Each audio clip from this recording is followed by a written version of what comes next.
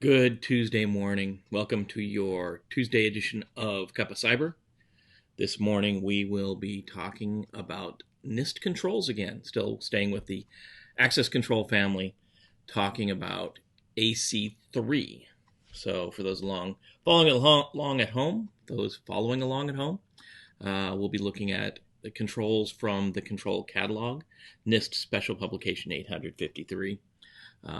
This morning, Illy coffee in a bright and shiny Montana cup. Big sky country. So, AC3 is one of the controls that has quite a few enhancements. I think 9 or 10 enhancements to this control. The control, as defined by NIST, the information system enforces approved authorization for logical access to information and system resources in accordance with applicable access control policies. And again, this means that we have to define some policies for this. So if you're one of the people that is not big fond of documentation, you just got to dive in and do this. Get the documentation done. Policies will exist in your system as well. So you build this into policy control schemes like your GPO and that kind of thing. Generally, I'm not going to read the supplemental guidance, but in the case of the actual control itself, we'll go ahead and take a look at it. Access control policies, identity-based policies, role-based policies, control matrices and cryptography, control access between active entities or subjects, which includes users, processes acting on behalf start that again. Users or processes acting on behalf of users, and passive entities or objects, which are devices, files, records, or domains in the information system. In addition to it, enforcing authorized access, the information system level and access at the information system level.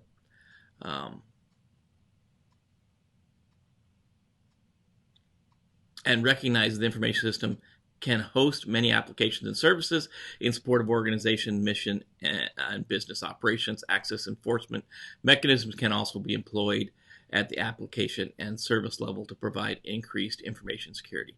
Now you're going to see why I don't, read the supplemental guidance.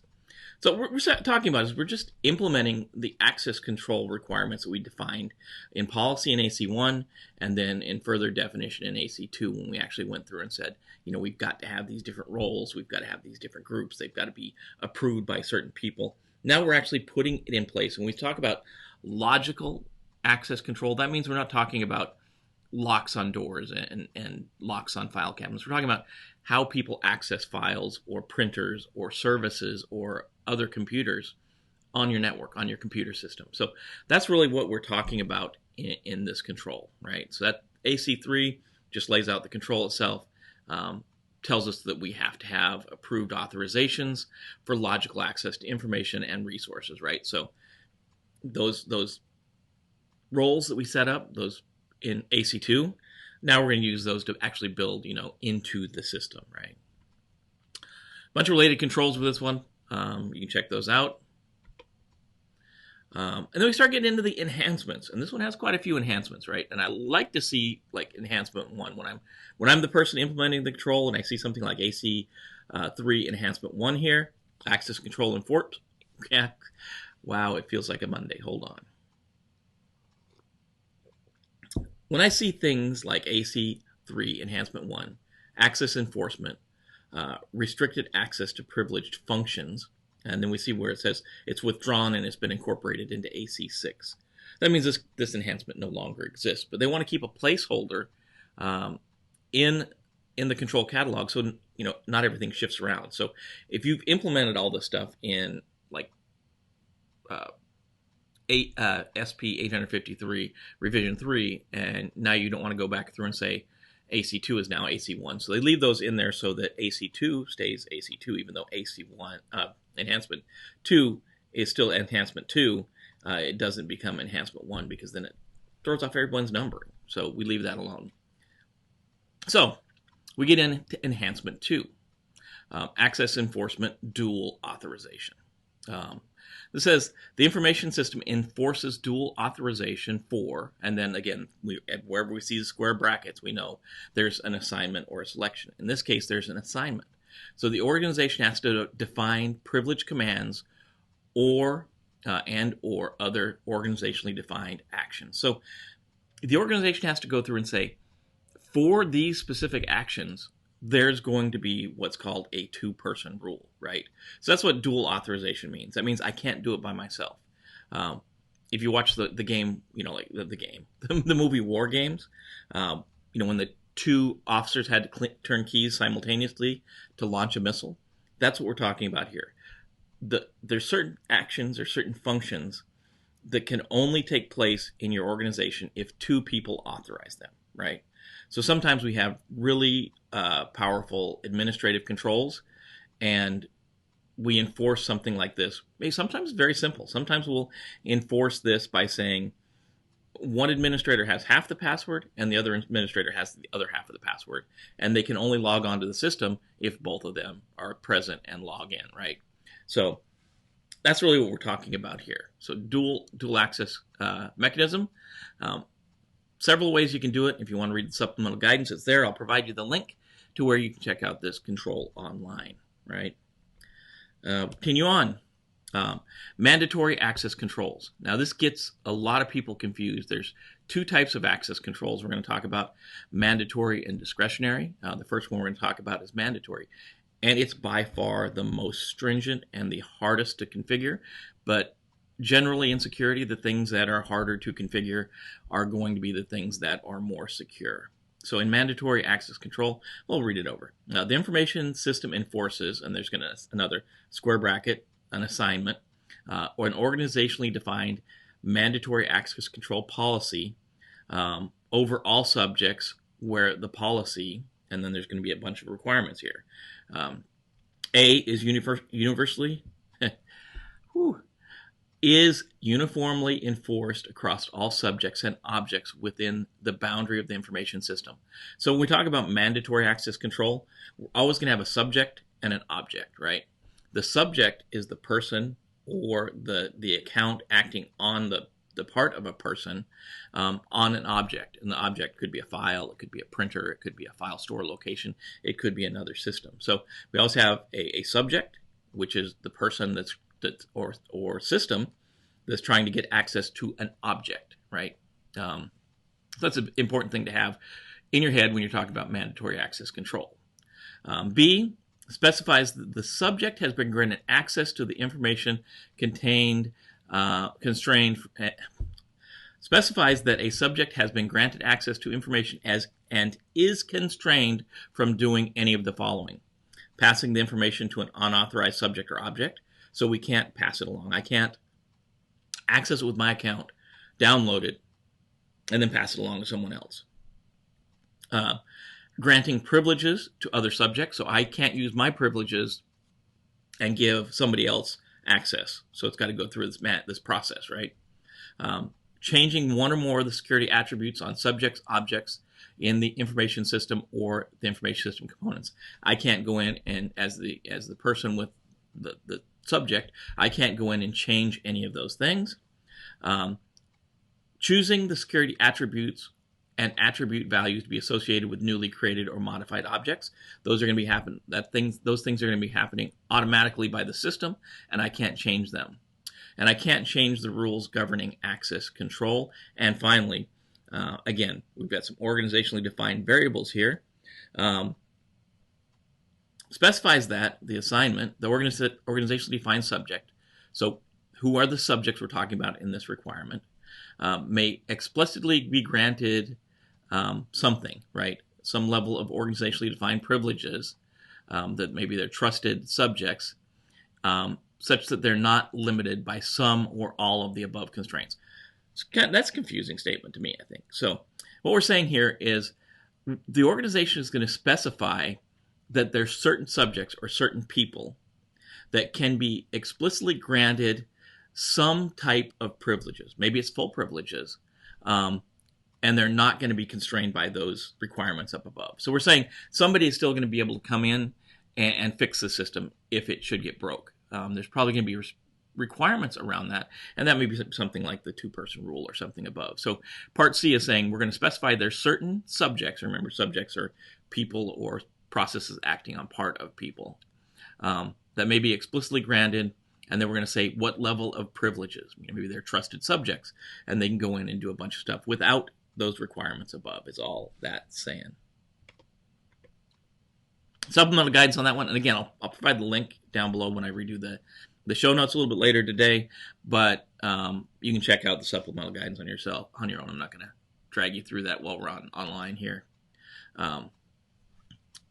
AC3 Enhancement 5, Access Enforcement, Security Relevant Information. So the information system prevents access to, and again, we've got again square brackets, so the organization has to define something here. So the assignment is organizationally defined security relevant information, except during secure non-operational system states. So we're making sure that the information system prevents access to something, right? So it may be, in the case of Windows, maybe it's certain files that contain passwords, right?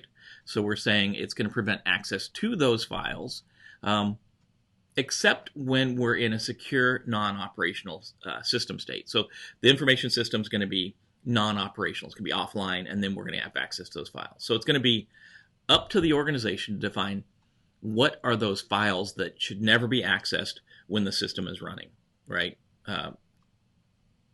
Except, these files should only be accessed when the system's in a non-operational system status. So we're not doing production work on it. We're doing maintenance on it. So the operating system is probably up and running in a maintenance state, but we're not doing production. So, what are those security relevant information that the organization needs to define? That's going to be up to your organization, right? It may be specific things like firewall rules. Maybe you can't access the firewall rules while the firewall is running in normal state. You have to take it into a maintenance state.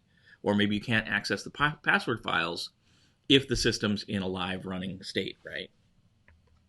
So, another one, AC3 Enhancement 6, Access Enforcement, Protection of User and System Information. This has been withdrawn and incorporated in MP4 and SC28, which we'll get to at some point, right? Access control enforcement, role-based access control. So earlier we talked about mandatory access control. That's a little more difficult to implement. It's a little harder to manage. Role-based access control is a little easier to set up, and this is the kind of the structure we're normally used to with something like Windows, right? So this says the information system enforces role-based access control policies over defined subjects and objects and controls access based upon, and then there's an assignment there for the organization, yet again. So they're going to be based on organizationally defined roles and users authorized to assume such roles. So in this case, it's a lot easier. We create a role like server admin, and then server admin gets privileges to administer the server, right? So they get special elevated privileges, and then we put people into that role. So we don't ever give the access to the person themselves. We give access to the role, and then we put the person in that role. And that way, when we take the person out of the role and move them into something else, like they move on to be a project manager, they're taken out of that role of server admin, and those privileges go away.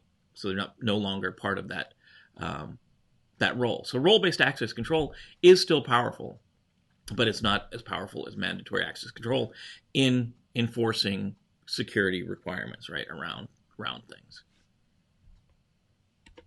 So AC3 Enhancement 8, Access Enforcement, Revocation of Access Authorization. This one should make sense, right?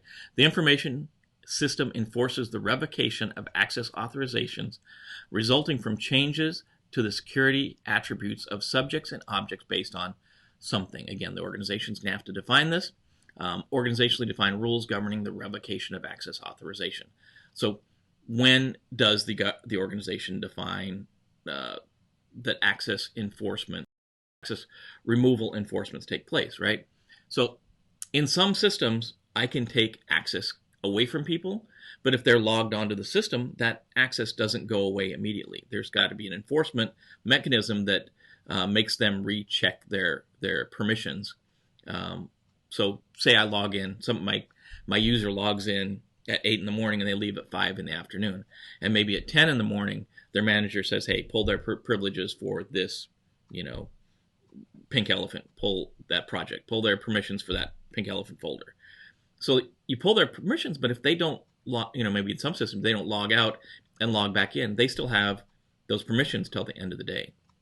So there's a way to set up your system so that we can check those permissions periodically. And that's going to be based on how the organization wants to set this up again. So, depending on how you want to set it up, it may be, checks every 5 minutes. So if at 8 o'clock those permissions are pulled, at 8:05 when the permissions are checked again, then they lose access then the access is gone. So it's going to be dependent on how your organization sets those things up.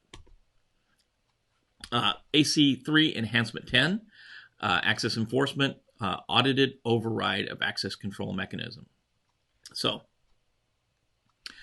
in this one, the organization employs an audited override of automated access control mechanisms under some type of conditions.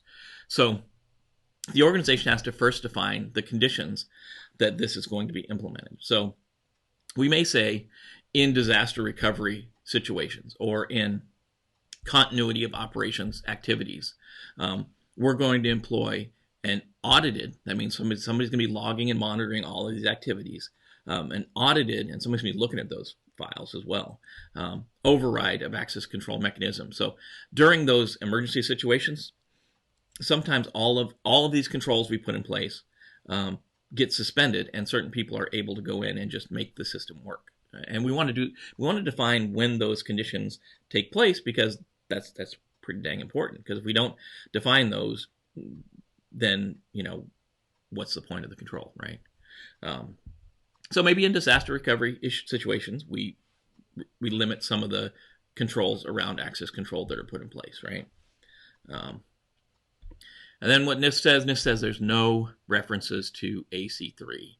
I'm sure we can find stuff. So hopefully you're enjoying these morning talks. I don't know.